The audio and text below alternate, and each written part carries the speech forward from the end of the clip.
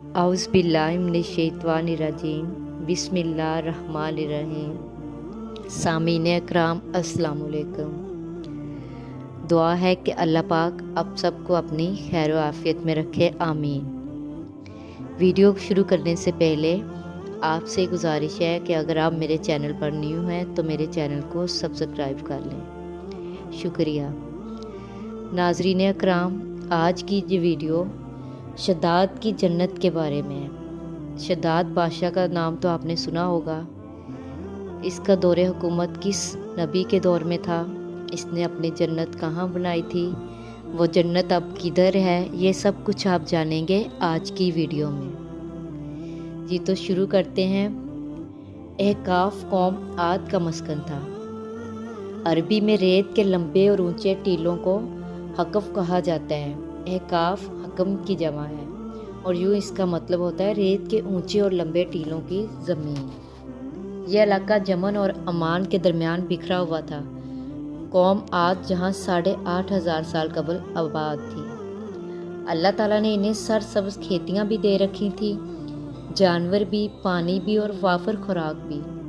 नेमतों की इस फरमानी ने इन्हें भटका दिया। वो अल्लाह के बागी हो गए। हदायत के लिए हज़रत हूद अलैहिस्सलाम को भिजवाया गया। वो इन्हें तबलीग करने लगे, लेकिन आद इनका मजाक उड़ाने लगे। वो शिरक से पीछे हटने के लिए राज़ी ना हुए। शद्दाद इस कौम का बादशाह था। ये दो भाई थे, शदीद और शद्दाद। शदीद पहला बादशाह था जो फोत हुआ तो शद्दाद ने इक़्तिदार संभाल लिया। वो एक वसी सल्तनत का हुक्मरान था। हुकूमत यमन से इराक और बाज़ रवायत के मुताबिक ईरान तक फैली थी। हज़रत हूद अलैहिस्सलाम ने इसे भी समझाने की कोशिश की, लेकिन इसका दिल भी बंद था। दोनों के दरमियान मुकालमा हुआ। शद्दाद ने हज़रत हूद अलैहिस्सलाम से पूछा, मैं अगर ईमान ले आऊँ तो मुझे क्या फ़ायदा होगा? हज़रत हूद अलैहिस्सलाम ने फरमाया, तुम पर जन्नत हलाल हो जाएगी। शद्दाद ने पूछा, जन्नत क्या है? हज़रत हूद अलैहिस्सलाम ने इसे जन्नत का नक्शा बताया। शद्दाद ने दावत कर दिया कि ये क्या बड़ी बात है, मैं भी ऐसी जन्नत बना सकता हूँ। हज़रत हूद अलैहिस्सलाम ने उसे इस कुफर और शिरक से रोकने की कोशिश की, लेकिन वो बास ना आया। उसने सल्तनत के तमाम बड़े ममार इकट्ठे किए और अहकाफ में इरम के मुकाम पर 20 कोस लंबी और चौड़ी जन्नत बनवानी शुरू कर दी। जन्नत में सोने और चांदी की ईंटें भी लगाई गई और जवाहरात भी लटकाए गए।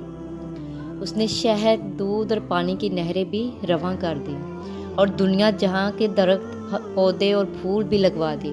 कौम आद बुलंद स्तूनों पर महलात बनाने की माहिर थी।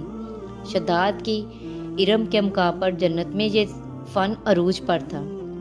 रेत के टीलों के दरमियान बुलंद स्तून थे और इन स्तूनों पर सोने और चांदी की इमारतें खड़ी थीं। शद्दाद ने फैसला किया था कि वो जन्नत की तकमील के बाद इसमें कदम रखेगा।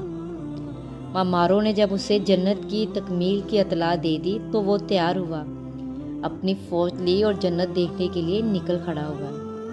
वो जन्नत के दरवाजे पर पहुंचा, घोड़े से नीचे उतरने लगा। अभी उसका एक पांव ज़मीन और दूसरा घोड़े की रकाब पर था कि मुल्कुल मौत आ गया। शद्दाद ने उसे सिर्फ जन्नत में कदम रखने की मोहलत मांगी, लेकिन फरिश्ते का जवाब था, अल्लाह ताला का हुक्म है, मैं तुम्हें तुम्हारी जन्नत में कदम रखने ना दूँ।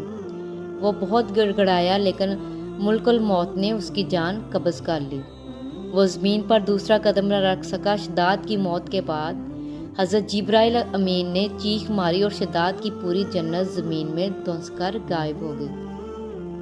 शद्दाद का अंजाम कौम आद के लिए काफ़ी था, लेकिन जब इंसान की अक्ल पर गुरूर का पर्दा पड़ता है तो शद्दाद हो या शदीद, इसे किसी का अंजाम दिखाई नहीं देता।